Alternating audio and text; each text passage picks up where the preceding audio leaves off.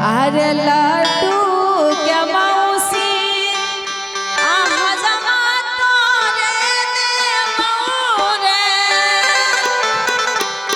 अरे बउआ के नानी आहा जमा तोरे देबो रे। हमर चाची सब गने होती ओइ दिन मुंडन में बउआ के मौसी सब त आवल होते जरूर। आई तब छूटे वाला नहीं छो होता है। मौसी हमरा लगवा चाहे जे लगो हमें एकटा गायर देबे करवा आ चाहे फुआ लगो।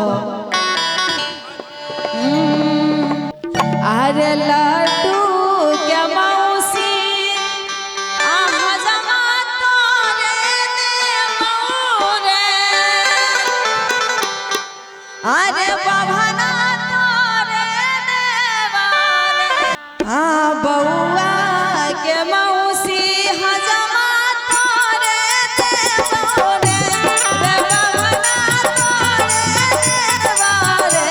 रे हजमा रे धीरे धीरे कटिहा बबुआ के सारी बउआ पर दुलार छी रे।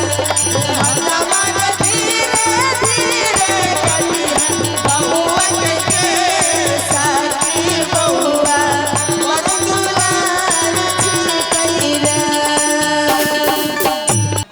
बउआ के मौसी रे टोपी वाला तोरे देबो रे। रे मोछ वाला तोरे देबो रे। एना करबो त ककरो नहीं मिले वाला छा। शान से बैठा सबके देबो। हां सबका हे देखो एना करबो त ककरो नहीं देबो। तब तीन तीन गो मौसी आयल छे बउआ के देखै छौ ना। सुनिए ना। अरे बउआ के मामी हजमा तोरे देबो रे। रे बाभना तोरे देबो रे। रे हजमा रे धीरे धीरे कटिहा बउआ के साकी बउआ बर दुलार छी रे। रे हजमा रे धीरे धीरे कटिहा बउआ के साकी बउआ बर दुलार छी रे। अरे वाह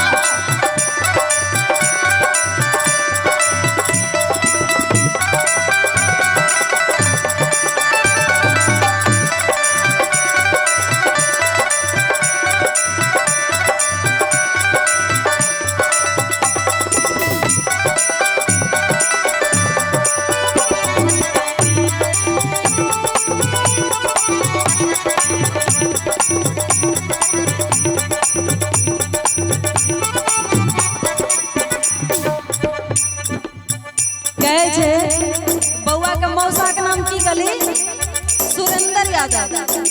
बउआ के मौसा के नाम छे सुरेंद्र यादव। तो कहे छे बड़ा गीत के माध्यम से बड़ा प्यारा भाव में ओ है सोनी सुरेंद्र जी तरू सन हलैया सके पर सकूई दगेल रे।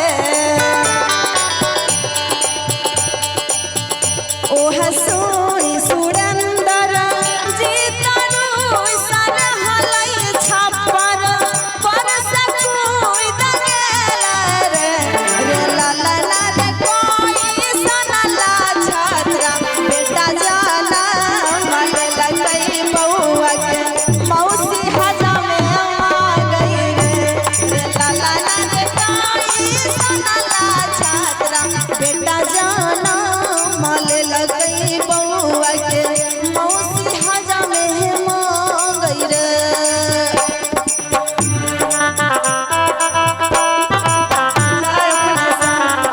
जब से हो जवान अपने साथ वाह वाह अरे दियो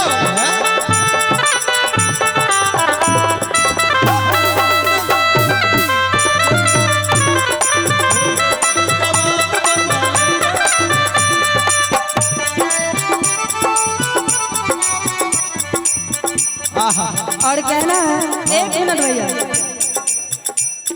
की अरे बउआ के चाची, अच्छा अरे बउआ के चाची, अच्छा हजमा तोरे देबो रे।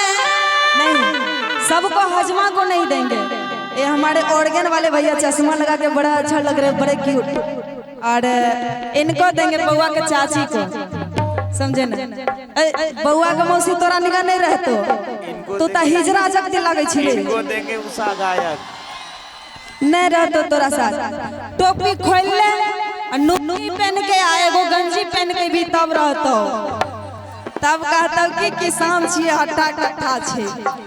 एना में तो हिजरा लगे छी, नहीं रहतो तोरा साथ। तोरा नहीं देबो जो। अरे बउआ के चाची हजमा तोरे देबो रे, हजमा तोरे देबो रे, हजमा के धीरे धीरे कटी बबुआ के साकी बउआ बड़ दुलार छी गई रे, हजमा के धीरे धीरे कटी बउआ के साकी बउआ बड़ दुलार छी गई रे।